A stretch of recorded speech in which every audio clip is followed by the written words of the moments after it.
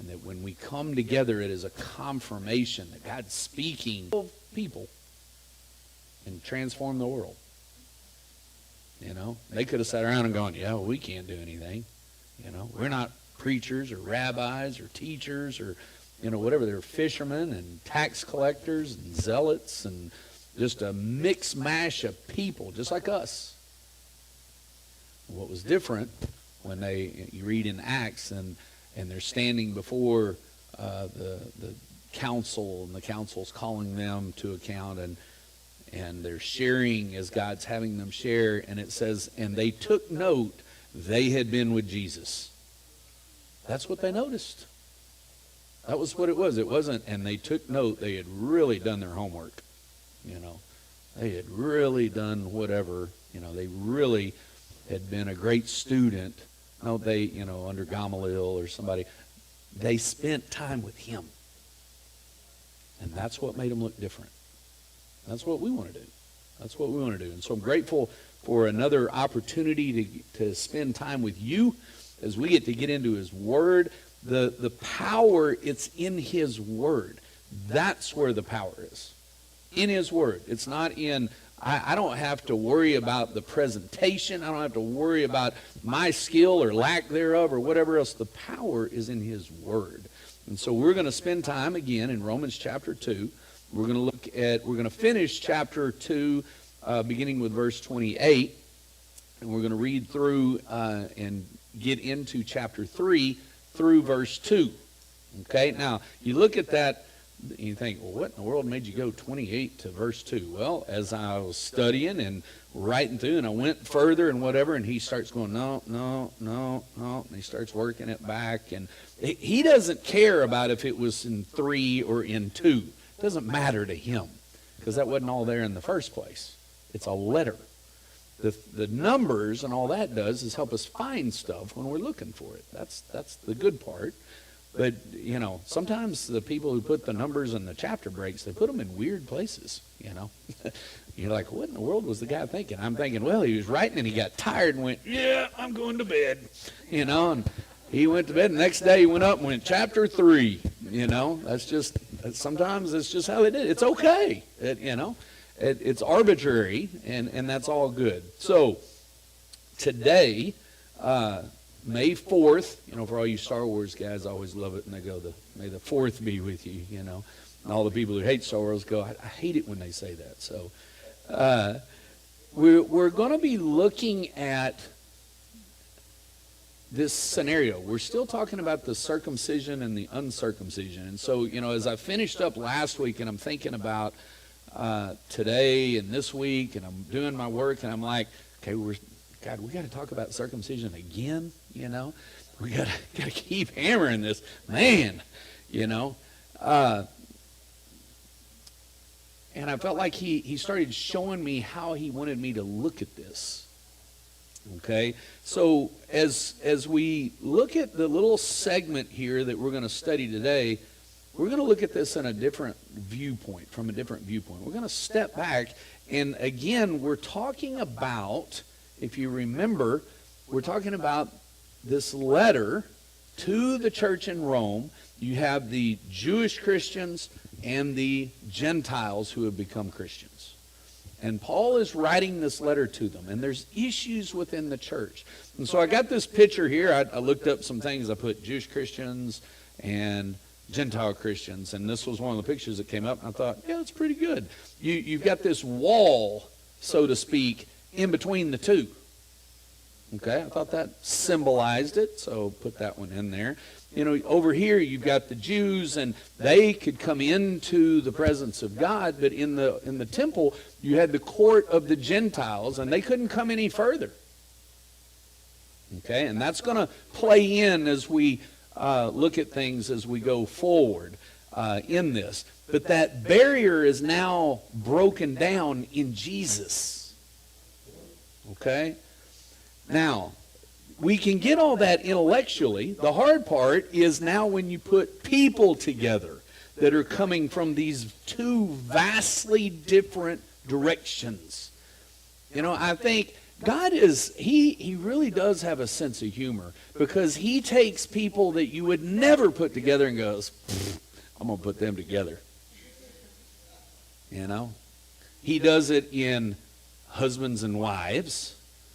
He does it in parents and kids. He does it in churches. And he takes people that are all over the place, and you think, that can never work. And it's true, it couldn't without him. He does math differently than us. You know, in a marriage, it is 1 + 1 that equals 1. That never happens in all the physical properties of earth. Nothing that we have does 1 + 1 equal 1, except marriage, because he declared it. He makes supernatural math. Well, he does the same thing. He says that as we come together as the body of Christ, we are to be in one accord. We are to be one. We can laugh and scoff and go, yeah, right, whatever. You ever been to church? You know, I'm not sure I've ever. They always use the one accord. You know, the old, back there was a car accord, and everybody would make a joke about coming together in one accord. That's about the only time we were in one accord, you know, because you got all these different things and elements and people and differences, and just like this, where they're not going to make it without him. But Paul is instructing them, oh, this is how we do it. And so he's writing in this particular area in Romans chapter 2, he's specifically writing to the Jewish Christians. Okay? So let's go back, and I'm going to review just a paragraph that's coming into what we're talking about today. Okay? And this is verses 25 through 27. This is what we covered last week. Circumcision has value if you observe the law, but if you break the law, you have become as though you had not been circumcised. So you have the Jewish Christians, and they're over here, they're on the inside. Remember, they got to be in the inner courts with God, so they're over here. And the Gentiles, y'all are over there. Okay? And he's going, yeah, that's great. That's great that you're the Jews, and you've been, if those who are not circumcised, so the guys over there, keep the law's requirements, will they not be regarded as though they were circumcised? I can just tell you, these guys over here, they ain't liking hearing that. What? You mean to say that they don't have to do this? You mean to say that they, not having what we've been given, the law and obedience to all this for hundreds and hundreds of years, and if we didn't do them, we're cut off from our people and so forth, and you're trying to tell us that that's okay? Yeah, he is, because will they not be regarded as though they were circumcised? Verse 27, the one who is not circumcised physically and yet obeys the law will condemn you, who, even though you have the written code and circumcision, are a lawbreaker. I'm just telling you, right there, I'm betting as they're reading that, they're out there in the group, they're going, you know, rumbling, and who does he think he is, and what does he think he is? What in the world? Can't believe he would say this. Condemn us.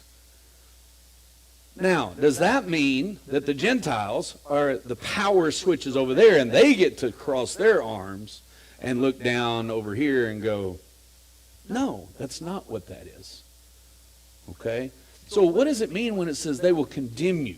Okay? Well, I felt like God gave me an 5 through 10. It says, when Jesus had entered Capernaum, a centurion came to him asking for help. Lord, he said, my servant lies at home paralyzed, suffering terribly. Verse 7, Jesus said to him, shall I come and heal him? The centurion replied, Lord, I do not deserve to have you come under my roof, but just say the word, and my servant will be healed. For I myself am a man under authority with soldiers under me. I tell this one, go, and he goes, and that one, come, and he comes. I say to my servant, do this, and he does it. When Jesus heard this, he was amazed. And he said to those following him, truly I tell you, I have not found anyone in Israel with such great faith. This man right here, his faith condemned all those around. It's not like he was standing there with his arms crossed, condemning them. Oh, you're no good. No, that he was doing what God called him to do. He wasn't circumcised. He was a Roman centurion. Oh, but in his heart, he was seeking the one true king. And God says those who seek find. And this guy found him, and he came to see him. And got on his knee, humbling himself in front of him. He didn't care who was there. He didn't care. He didn't care if there were Romans who saw him. He didn't care if there were Jews who saw him. He didn't care. He didn't care. He had someone who was hurting, and he came to the one who could take care of him. And that faith, that was beautiful. That's what Paul was writing about when he says that those who have not been circumcised but obey the law in their heart, they will be like those who are circumcised. That's the point. Here's a visual for us of what he was saying, that it's so much deeper than, oh yeah, well, I had a procedure done when I was 8 days old. Well, good for you, man. I'm happy for you. What's that doing for you these days? Are you living for him? So we move into our text for today. And we start with verse 28 in chapter 2. And it says, Paul writes, he says, a person is not a Jew who is one only outwardly, nor is circumcision merely outward and physical. Okay? So here again, you have rights. He says, a person is not a Jew who is one only outwardly, nor is circumcision merely outward and physical. Okay? So here again, you have these people where the physical is a symbol of that which is so much deeper. It is the spiritual. If he did not give the physical, it had been so much harder to get the spiritual. It's amazing how God, in everything he has made, it's like all of his principles work. All of his principles work. I've said this one before. We're in the weight room and we're working guys out and we're pushing them and trying to get the best out of them. And it's human nature. There's some guys, they're looking at you, looking over there out of their corner of their eye to see if you're watching. And you look and they do, several reps. And, then you look away and they're, it's human nature to try and take the path less difficult, right? And so we have to remind them over and over, guys, this is called the overload principle. The overload principle. We're going to make you do more than you can do on purpose because it breaks down the muscle. It tears it down, literally. And then amazingly, God made it where it grows back stronger. And then you get better. And so we have to continually remind them of this process and this principle so that they're willing to go through the difficult knowing that there's going to be gain. Just like life. And we're down here and we're griping and we're crying out to God, God, how in the world? This is too much. And he's going, I know. It's called the overload principle. I'm letting you break down. I'm letting you go through this thing that you can't do on purpose. On purpose. You're on a plan here. And we're going, no, get me out of here. And he's going, no. No. I'm allowing this to happen because I'm building you up in ways you don't even understand. It's amazing how his principles work. And so he's teaching about spiritual things when he did this covenant with the Jews. There was a cutting away of flesh and in a very intimate area, quite frankly. And he said, you're going to do this because this is a sign, because this is going to be like what I'm teaching you later. And so Paul writes, that's great. It's great that you have the sign. Understand that the sign is about something so much bigger, though. It's not just outward and physical. It's about something in here. You know, I thought of, okay, what's something like that for us? Because we're sitting here thinking about it, you know, and in our culture, like I said last week, it's not as big of a deal because we're the Gentiles. And so I thought, okay, it's like this. It's like baptism. Okay? Baptism is an outward sign of something so much deeper. I was baptized in 1979, you know. Whatever. Is there any life? Is there anything going on in you and me that shows him? Or are we like the Pharisees that walk around, you know, holding our robes, talking about our covenant when there's no heart? There's no relationship. That's what he's looking at. That's what he's looking at. He's looking at my heart. Okay?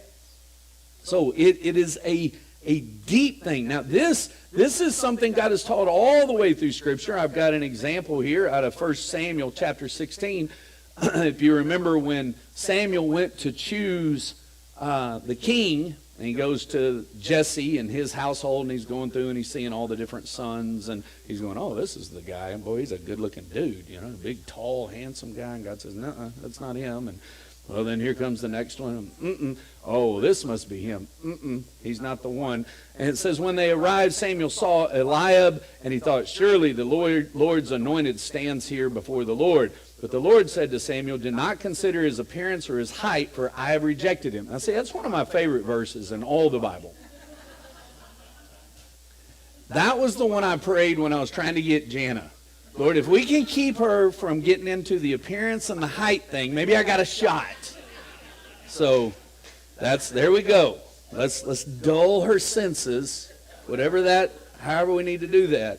You said you did it back here with Samuel, and so, okay, let's focus on that. The Lord does not look at the things people look at.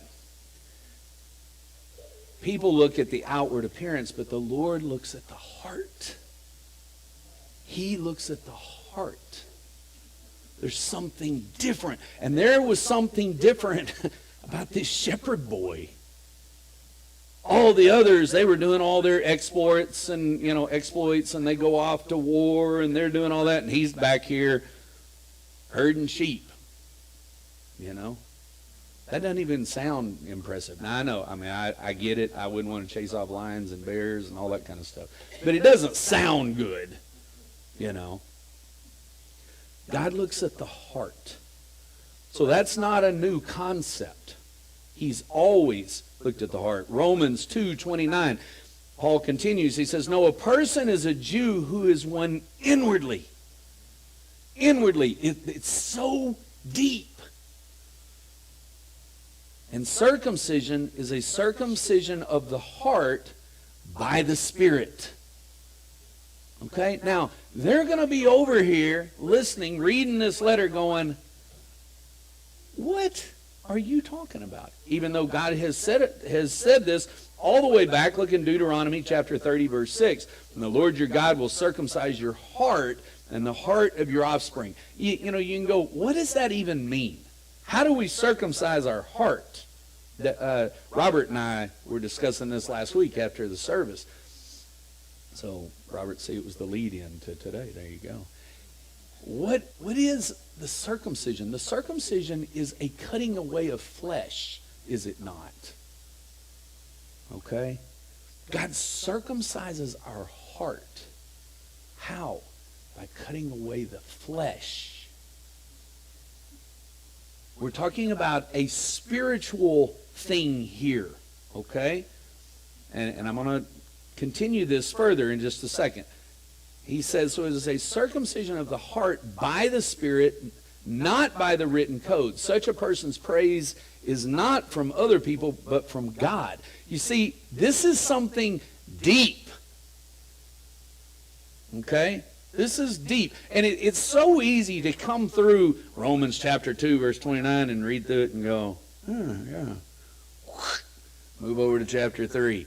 And we miss the depth of what he is saying to us. Who does this circumcision? God does. By what? His Spirit. His Spirit is cutting away the flesh from my heart.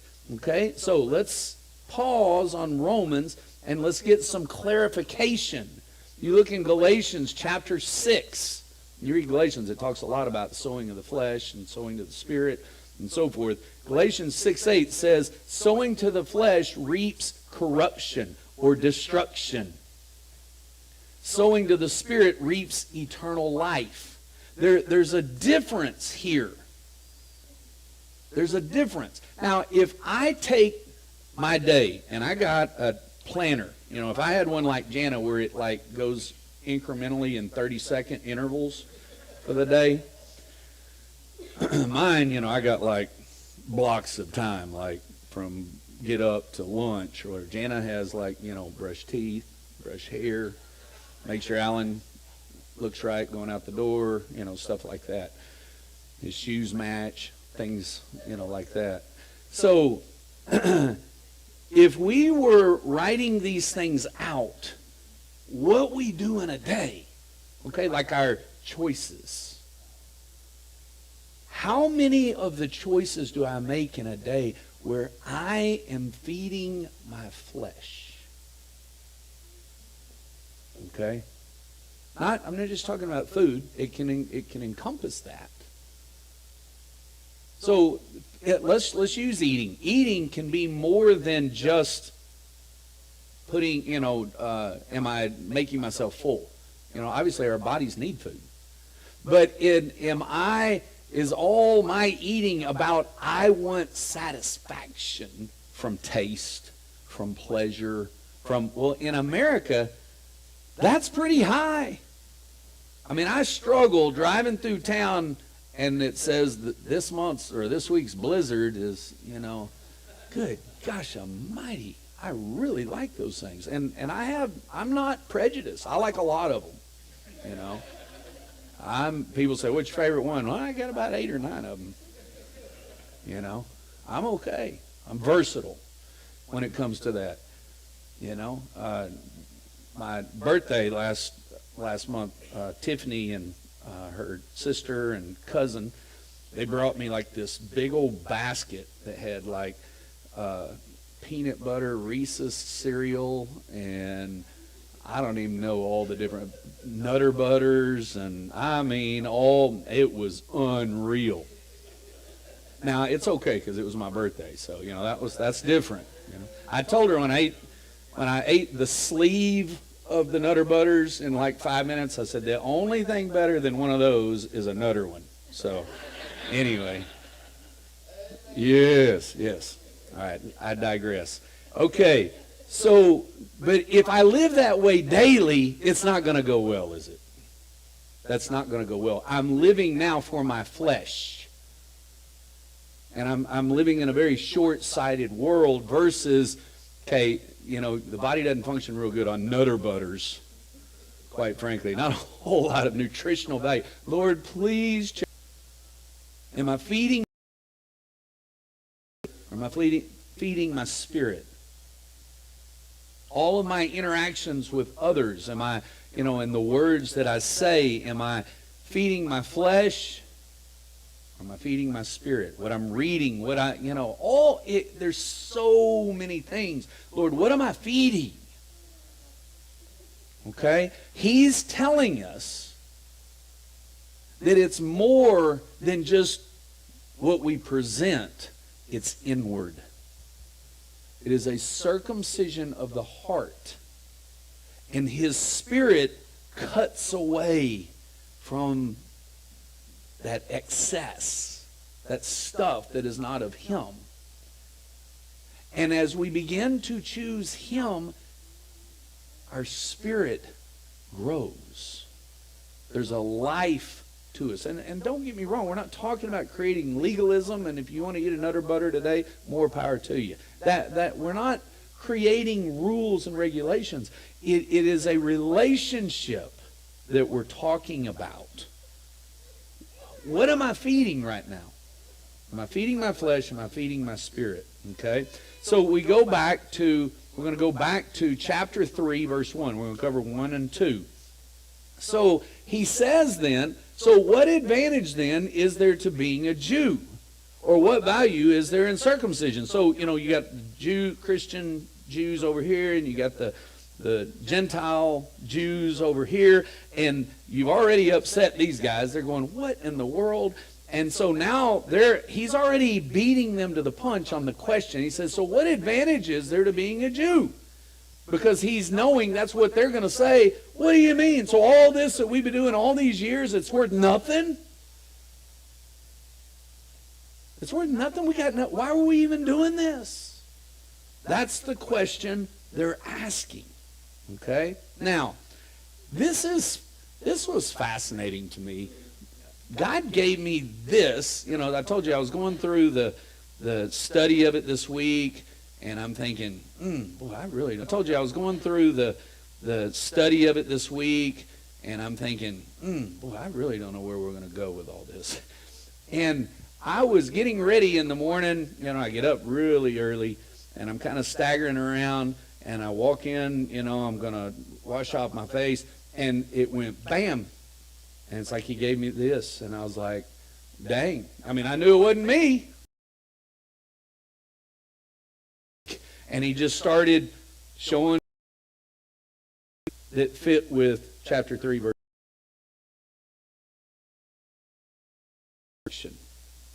All right, so we're talking about the Jews, and they're going, why are we doing this? What advantage are we gaining over this? All right, of doing it this way.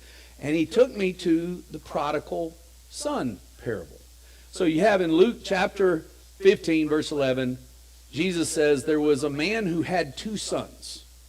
Okay?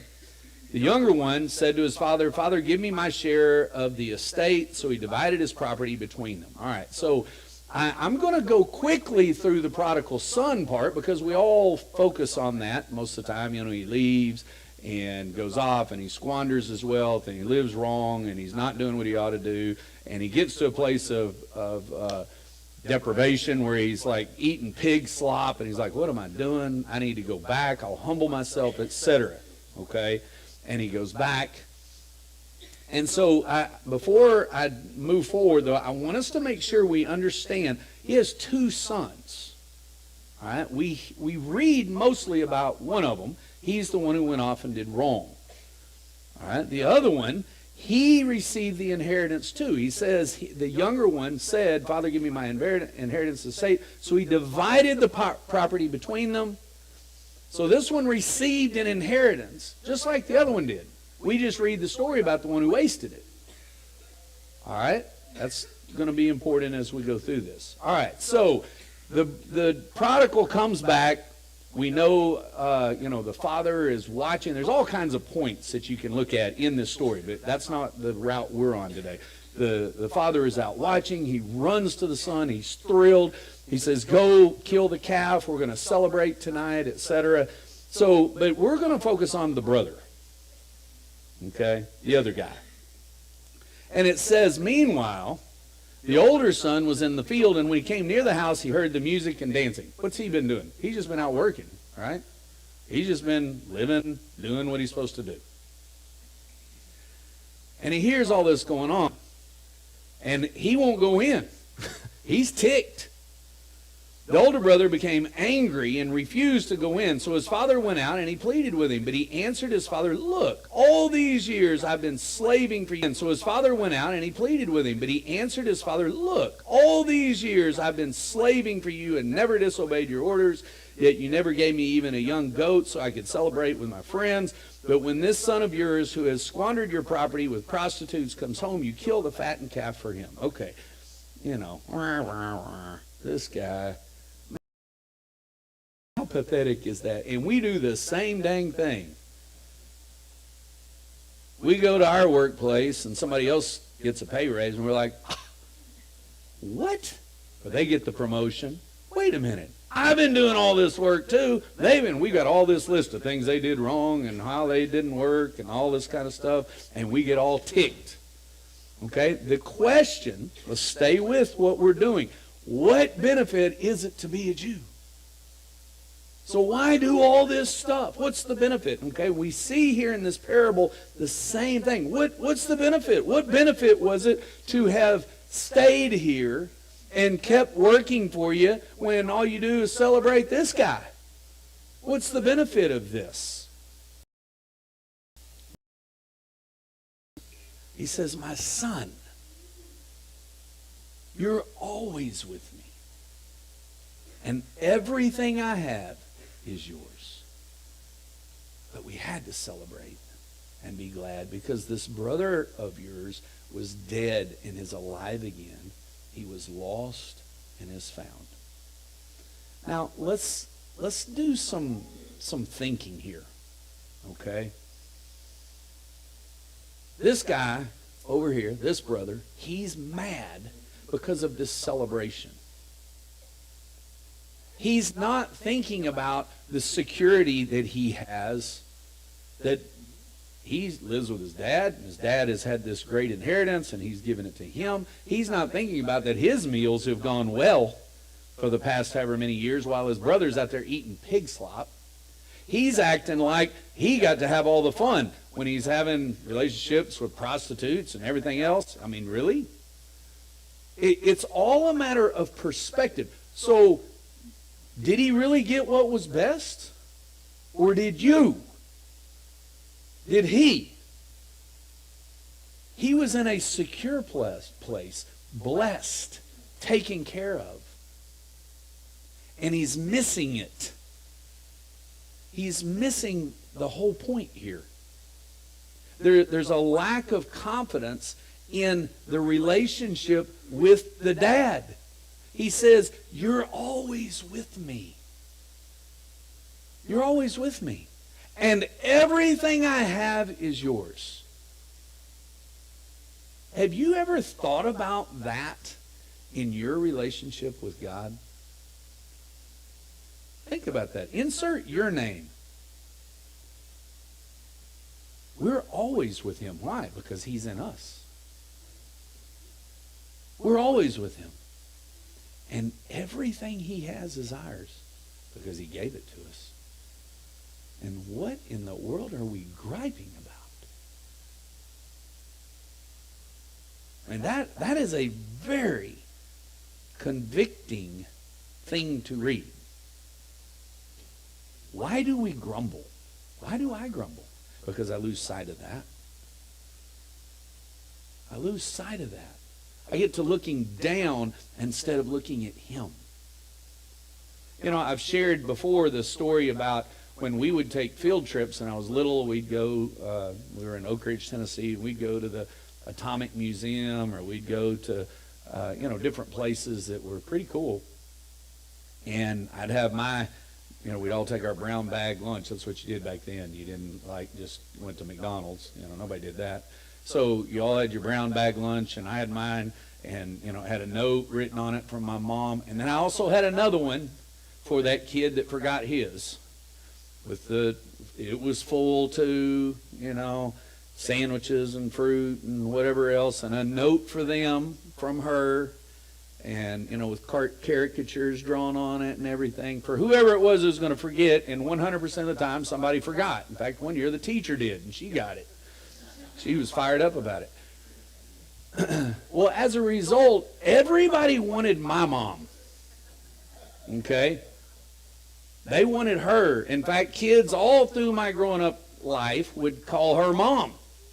In fact, people I worked with call her mom, and work with now call her mom, because she knows when their birthday is, and she makes one guy beans and cornbread every year because that's what he loves, and she makes another coach that we have this certain kind of pink lemonade that's unreal, because that's what he loves, and so they call her mom.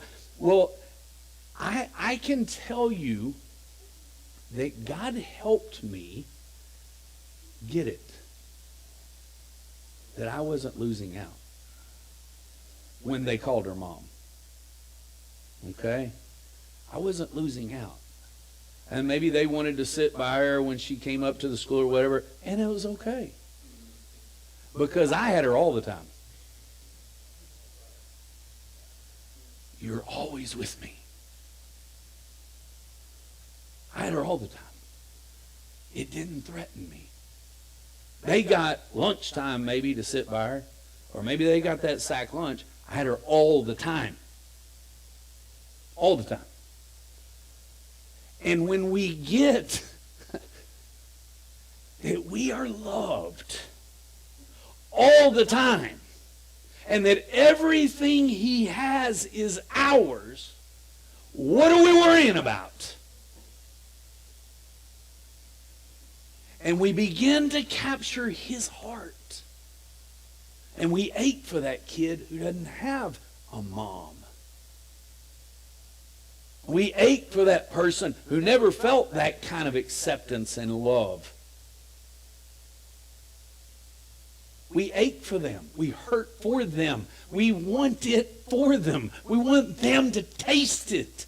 Because it is an example about something so much bigger. It's him.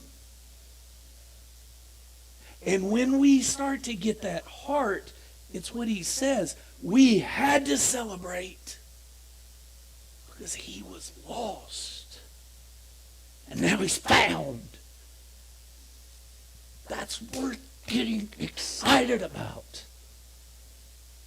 You see, when we started this picture, it had the wall that had been broken down, and you had this group over here and that group over there.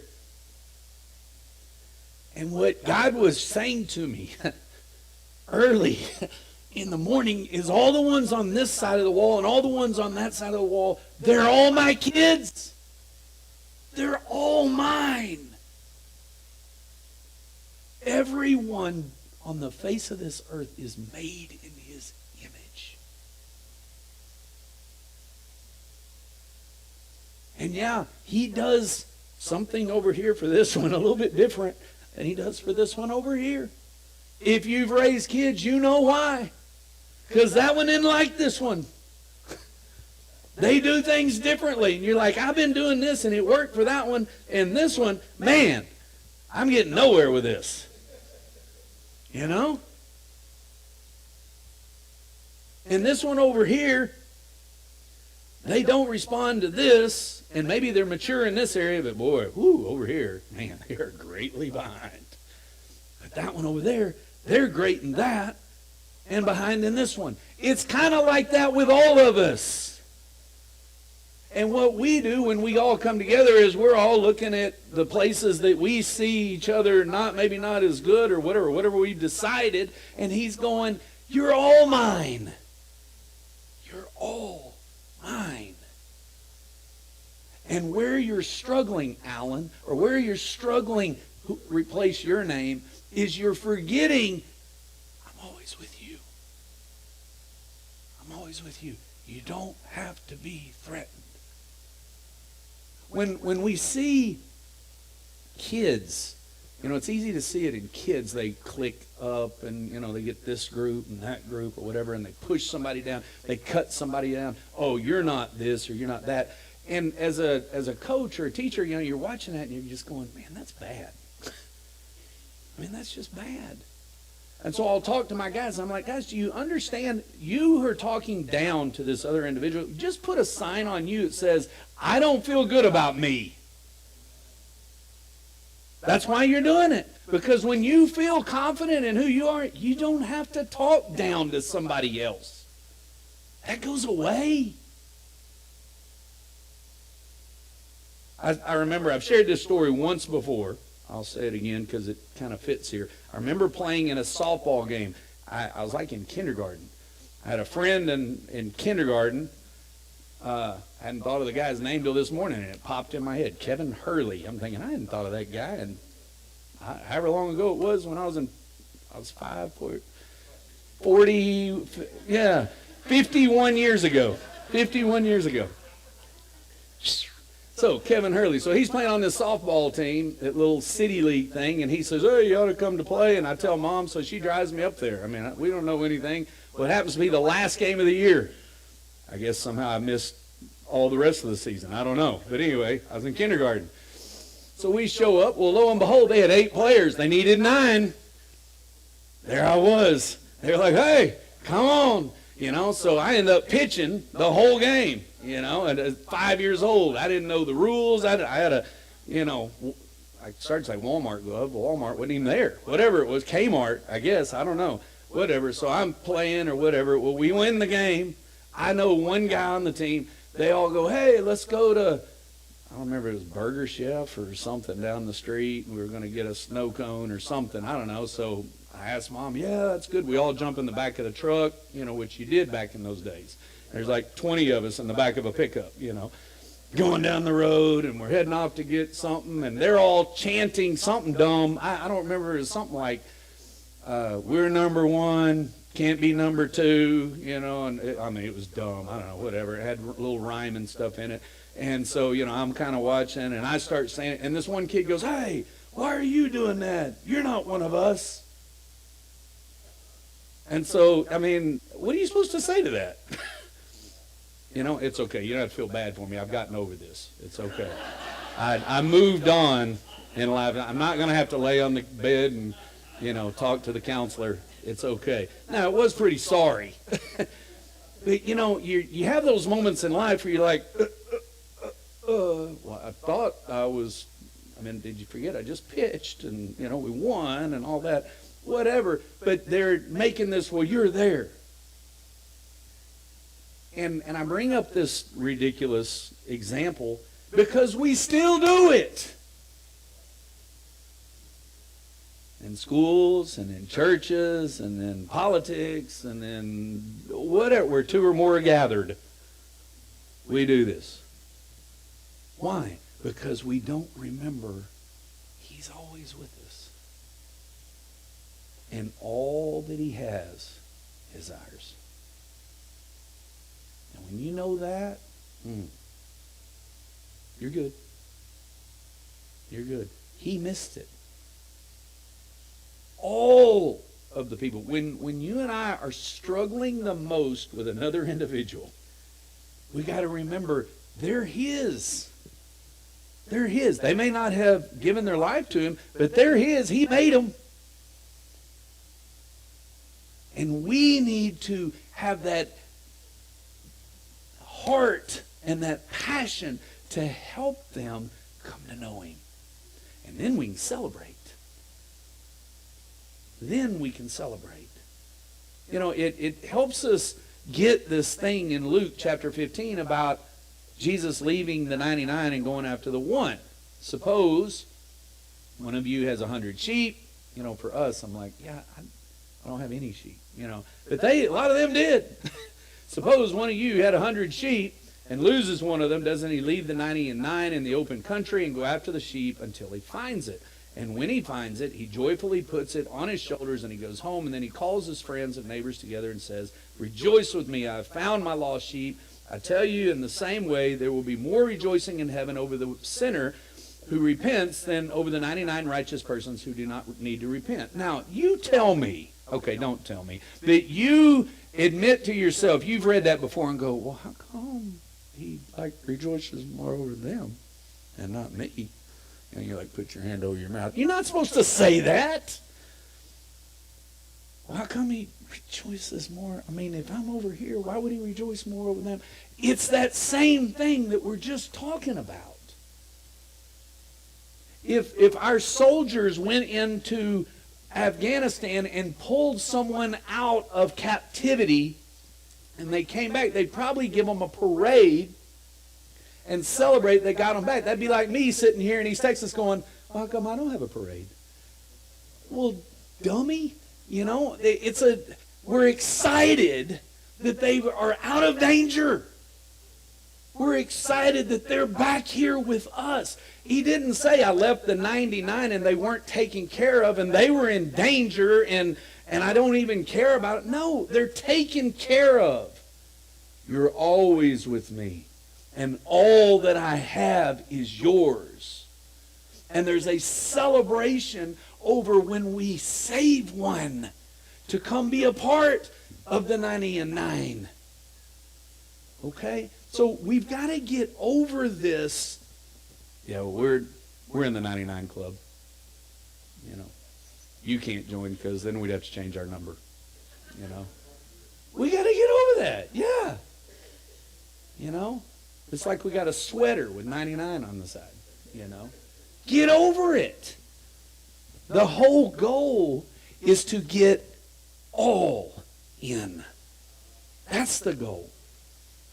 So we go back. Okay, so the question was, what advantage then is there to being a Jew? Or what value is there in circumcision? Okay, we've hit that pretty hard. And Paul answers it, and he says, much in every way. He asks the question and then answers it.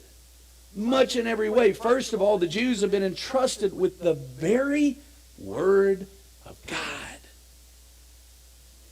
You, Jews, you got to watch him do the plagues. You got to watch him open the Red Sea and walk you through. You got to stand there by the mountain and see him descend, and he gave you laws and is interacting with you, and when you cry out to him, he answers and responds. You have a result. When he spoke to Abraham and he said, I will bless all nations through you, he was already telling how he was going to do it. And they got to be a part of that. Oh, what a blessing. And so we look at this and we see, you know, we can just look at it and go circumcised and Gentiles. Yeah. I didn't think we have any Jews in our church, you know, whatever. And just turn the page. Or we can look at the depth of what he's saying to us. And he's saying, no, I'm talking about your heart. And I'm talking about you recognizing you've been given it all. You've been given it all. So quit your grumbling. And let's get focused on those who don't know him. And let's be thankful. You and I, we've been entrusted with the very words of God. That's what we started with today, wasn't it? We're going to spend time in his word. You know, think about the absurdity. You talk to somebody who doesn't know the Lord. And they go, well, can you can you know what God is saying? Well, yeah. How? Well, we've got the Bible. God spoke to us through his Bible. Do you spend much time reading it? Well, not really. Well, how dumb is that? That doesn't even make sense. So let me go back over this. So God, the one who made all this, he wrote down like what you're supposed to do and how you're supposed to walk all this out and do all that. Uh-huh. But you don't like it. Well, I get like a verse in every now and then. That's crazy. We have been entrusted with the very words of God. So why am I struggling this? Because I'm feeding my flesh and not my spirit. Because I have a taste for Nutter Butters and peanut butter Reese's cereal instead of meat. His words. So I have to say, Lord, forgive me, first of all, for satisfying my flesh, and give me a hunger for your word. Let there be a passion. Help me to seek you out. Help me to set aside. Let me be intentional. I'm going to be intentional. I'm going to write on here, okay, I'm going to spend this time spending time reading your word. I'm going to spend this time reading your word. I'm going to spend this time, whatever it is, wherever that is with you. You can come up with a million excuses. Well, I'm not a morning person. Well, read it later then. Well, not an evening person. Well, somewhere you're a person. So get it done. Somewhere. Quit making excuses. Figure out, well, I don't like reading. Turn it on Audible. Well, I don't, how many excuses are we going to make? All our excuses really are taken away. It's just a matter of, let's just put it all out there. Do I want to? Do I want to or not? I'll just keep doing it the way I've been doing it and see how it works out. Good luck on that. Good luck on that. The Jews were given and entrusted with the very words of God. I think of this scripture out of Jeremiah. This is God's heart. He said, they will be my people, and I will be their God. A relationship. That's what he's looking for. It's what he wanted then. It's what he wanted in the first century church right here with the Jews who have become believers in Jesus and the Gentiles who have accepted Jesus. It's what he wants in 2025. He will be our God. It's time for us to be his people. Let's close in prayer. Father, I thank you for your word. I never cease to be amazed when we get in. We start reading and I think, golly, this seems so dry. This seems so not sure anybody's going to be attentive. And all that's me. That's my lack of getting it. And then your Spirit moves and begins to open it up. To open your word up, and life starts pouring out of it. I can't help but think of your word where it says that all Scripture is God-breathed, useful for teaching and correcting, rebuking, affirming. It's doing all those things. Every word. Every word. Thank you for the way you have built us up today, for the way you have challenged us, Lord. I pray that you will circumcise our hearts. You'll cut away the flesh, that we will sow to the Spirit instead of the flesh, that you will make us the people you have called us to be, that we will recognize that you are always with us, and that all you have is ours. We're good. And as we begin to grumble, and it will happen, I pray that you bring this word back to our remembrance, and that we can thank you, and we can praise you, and we can get about your work, that those who don't know you can be like this prodigal son and be saved, and we can celebrate.